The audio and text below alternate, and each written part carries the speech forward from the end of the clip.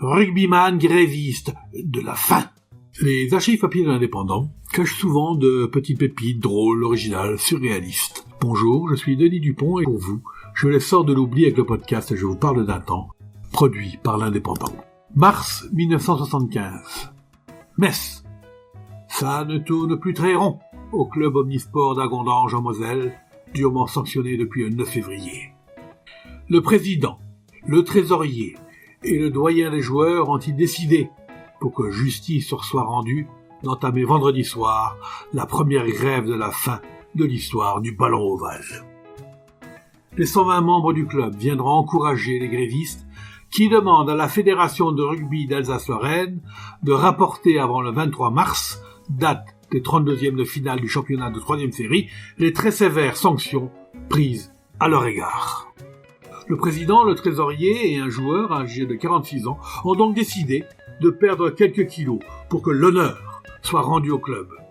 Seul le capitaine entraîneur de l'équipe, l'ex-international B, Jacques Sabatier, a été dispensé de jeûne afin qu'il puisse conserver intact son tonus musculaire, trop précieux pour l'équipe. Le drame, car il s'agit bien d'un drame pour le club et les supporters, remonte au sombre dimanche du 9 février. Ce jour-là, sur son terrain, le 15 Agondange rencontrait l'équipe de Villers-lès-Nancy en vue de la qualification pour les 32e de finale, fixée au 23 mars courant. Follement encouragés par leurs supporters, les joueurs d'Agondange restaient invaincus depuis le début de la saison, menés par 13 points à 9. Hélas, 20 minutes avant la fin, au cours d'une mêlée sifflée par l'arbitre, tout devint confus. Des violences se produisirent.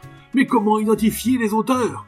Toujours est-il qu'accusé de partialité, l'arbitre, un certain monsieur Bride, fut abattu. Il fut abattu à tel point qu'il est encore aujourd'hui en arrêt de travail. Sur le champ, il avait arrêté la rencontre au bénéfice du 15 de Villers-lès-Nancy. Alors, pour Agondange, tout espoir d'accéder au 32e de finale s'envolait. Bien mieux, sur le rapport sévère de l'arbitre outragé, la Fédération de rugby d'Alsace-Lorraine a décidé de rétrograder le club d'Agondange en 4e série, d'interdire son terrain pour un mois, de suspendre à vie l'ex-international Jacques Sabatier, qui, selon les témoins pourtant, se trouvait à 30 mètres de l'arbitre quand il fut frappé.